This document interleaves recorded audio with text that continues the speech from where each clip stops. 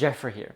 In this video, I'm going to show you the 5 subconsciously toxic and needy things that you need to avoid at all costs if you're dealing with a wife or a partner who wants some space, who wants divorce. And I really want you to stick around till the very end of this video, because I think most of us know that needy behaviors is not going to help you get your partner back. But after watching all my students in my program, I've realized that there are certain behaviors that people tend to do, and you might be tempted to do as well, that might not seem needy. But when you actually look deeper, you realize that it's actually extremely needy, extremely toxic, and will actually push your partner away from the relationship altogether. And of all the videos that I make, and of all the concepts that you need to get, this is perhaps one of the most important concepts you need to really grasp in your head. Now, if you're new to this channel, my name is Geoffrey, and I help men in long-term relationships and in marriages with the right skills, with the right mindsets to be able to design a thriving relationship for yourself. So if you want more content on that, then I want you to subscribe to this channel and click the bell button as well to be notified when I post new videos every single week. Now, before we begin, I want to let you know that the registration for the free masterclass on the 5 proven steps to rebuilding your relationship from the ground up is still open. So if you're interested in joining that masterclass, be sure to stick around till the very end of this video for the announcement on that. Now, to begin this video, I want to kind of show you some common misconceptions that people have about what it takes to actually rebuild your relationship and reattract your partner. Most people think that this is just a tactical game. So this is about figuring the right things to say or figuring the right things to do. And I can tell this by the types of questions people typically ask me. But I want to let you know that the efforts that you take must go way deeper than simply knowing what to say and what to do. It needs to be made on a very deep internal self. Now, this is going to be a very difficult nuance for you to grasp, but just to help you grasp this, I want to show you the house analogy. So imagine that you have this house right now, and your partner is wanting to run away from this house as far as she can.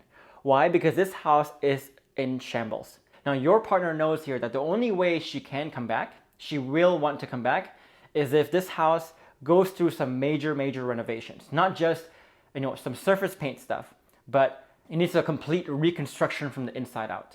But when you are focused just on the tactics, so what to say and what to do, that's like you trying to ignore the fact that this house is in shambles, and you are simply trying to focus on the methods of how you can pull your partner back into that house. So why am I showing you this house analogy? Well, so when people are trying to rebuild a relationship, the first thing they do is they try to learn all the right tactics again, all the right things to do that makes them seem non-needy and makes them seem powerful. So for example, you might hear some videos talking about the fact that the strongest negotiating power you can have is to be able to walk away and mean it. And so the first thing you do is you try to play this high value man card.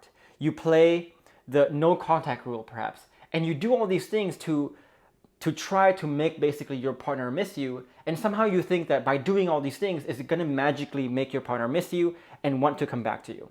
Now, as we proceed on this video, you're going to see that being non-needy and being powerful and actually making your partner want to come back to you takes more than just the surface level tactics. That non-neediness is more than just what you say or do. It's an internal state. And so this might not be clear to you right now, but as we progress in this video, this is going to become very clear to you.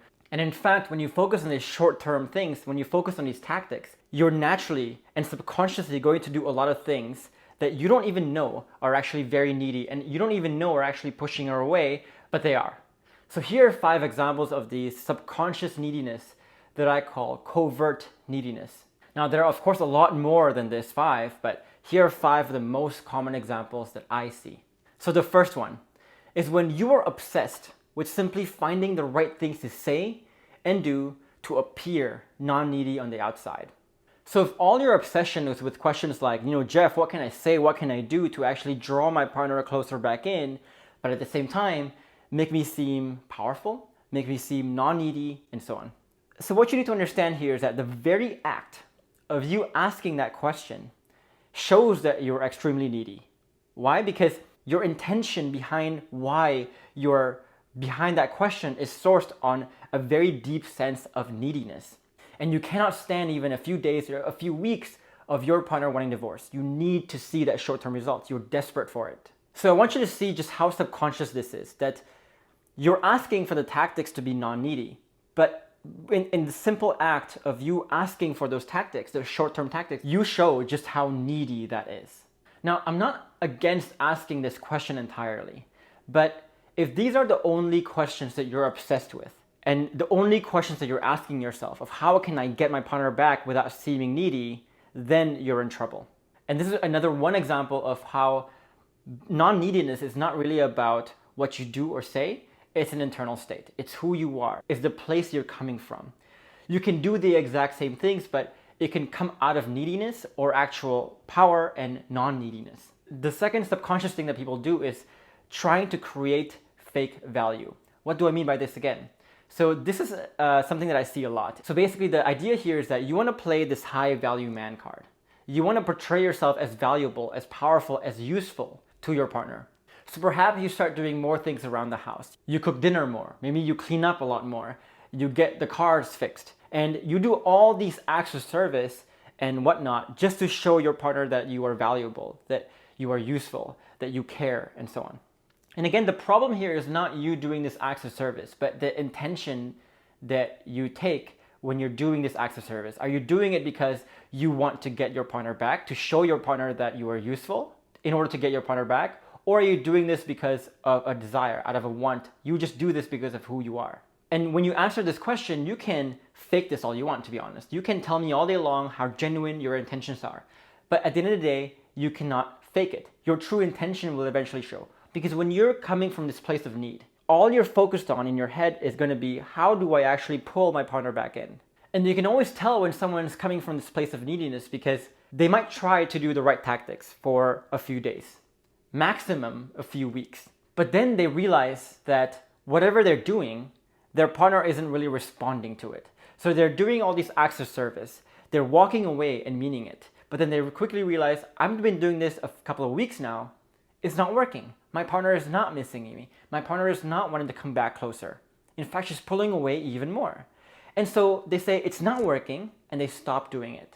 And you can't hide this no matter how hard you try, because if you're coming from this place of need, you will crack. You will crack eventually. You're not going to be able to sustain the same behaviors for days or weeks on end. And when you crack, that's where all your BS will come out. That's where your true intentions will show. Now it becomes clear to me, it should become clear to you, and it becomes very, very clear to your partner that you were doing all these things because you needed an outcome. You wanted an outcome. You're not doing this to actually better yourself. You're doing this to get her reaction, to get her to do something in return. You did it because you were desperate. And the fourth thing that people do is pretending to walk away. So this is a funny one, and I see this one a lot. So this is when you watch a lot of YouTube videos, for example, and you read a lot of books that tells them, the strongest negotiating position is your ability to walk away and actually mean it. So when their partner wants a divorce, when their partner wants a separation, they want some space, the first thing they think is, okay, I'm going to learn to walk away. I'm going to use my willpower to actually mean it. So they might play the no contact rule and they take their presence out of the equation. They walk away for a few days, for a few weeks, and they say, oh crap, my partner is not reacting to this. She's not coming back. She's not missing me. In fact, she's kind of going further away from me. Now, because they walked away, not from an internal place of non-neediness, but in order to get an outcome, they run back to their partner and they say, wait, forget it. I was just kidding. I didn't really mean it when I walk away. Please come back to me. And so they go in this cycle of like walking away and then being overly needy, then walking away, overly needy. But what they don't realize is that even when you walk away, but when you walk away, you're coming from a place of neediness that's still extremely needy. So again, it's not about what you do or say, but it's more about the place you're coming from. And you can use your willpower all day long to do the right things to make you appear non-needy and powerful, but you will eventually crack. And when these cracks show, you will just show how needy you actually are deep down. And the last thing here that a lot of people do is when they're actively trying to make their partner need them. This is when someone says, for example, I'm going to do XYZ so that my wife can feel what life is like without me. I'm going to teach her a lesson. I'm going to show her just how difficult life is. I'm going to show her how valuable I actually am. On the outside, when you do these things, it might seem like you're being non-needy.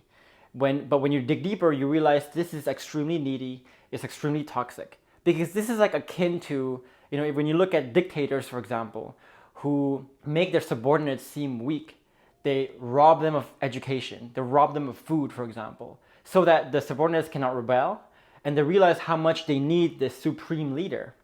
This is so needy and toxic. So why are these 5 things extremely damaging? For one, it doesn't get to the root of the problem. This is not fixing the house. This is just politics. This is you simply focusing on the methods of how you can pull her back in without actually renovating that house that is in shambles behind you. Number 2, when you focus on these tactical stuff, you're also not considering what your partner actually wants. In your mind, you're not considering the equation of like what she wants to do. All you care about is you just want her back.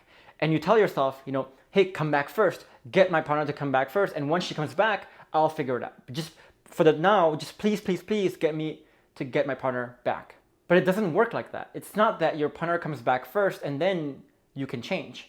It's you need to change first. Give her reasons why she can come back, then she'll come back. So it's the other way around here. And again, it's extremely toxic because if you are doing any of these 5 things but with the wrong intention from the wrong place within, your manipulative intentions will eventually show. Again, no matter how hard you try to appear non-needy, the real you will show up through the micro cracks, micro expressions, microtones.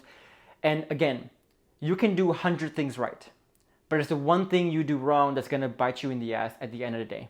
That's the thing. The one thing you do wrong is what's going to make her say, I knew it. I knew this was not genuine. It's those tiny cracks that she'll see. And when these cracks show up, when she actually sees that you still have these cracks, then boy, it's going to be a disaster. For example, if you do all these acts of service, if you walk away and she finds out that you don't actually mean it when you walk away, or that you were actually trying to do all these things just to short term show her how valuable you are, to trick her into coming back, that will say a lot about what you're trying to do here. And once she can sniff that fishiness, your manipulation, she's gonna run away, and this time she's gonna run away further up the hills. Now, I want to show you what the healthy approach looks like. So what do you actually need to do to actually get your partner back in? So just going back to this house analogy again, the only thing you can do, the only thing that you need to focus on right now is not the methods of pulling her back in. It's understanding how you can fix that house. Because when you fix the house, the results will come. So don't concern yourself with the strategies, with tactics, with what to say, what to do, the methods of pulling her in. All those things that relate to the methods of how you can pull her in is useless. So what does it mean to fix the house anyway? The goal when you're trying to rebuild a relationship here is to get your partner to be able to say 3 things and say these 3 things very genuinely. One is you want your partner to say that I can trust that whatever I have in mind, whatever negative things I have in mind, I can trust that I can share it to my partner, to you. You want your partner to have enough safety to be able to do so, but also trust that whenever she expresses this stuff to you, she can trust that you can take it, that you are bulletproof enough to take it. That's the first thing.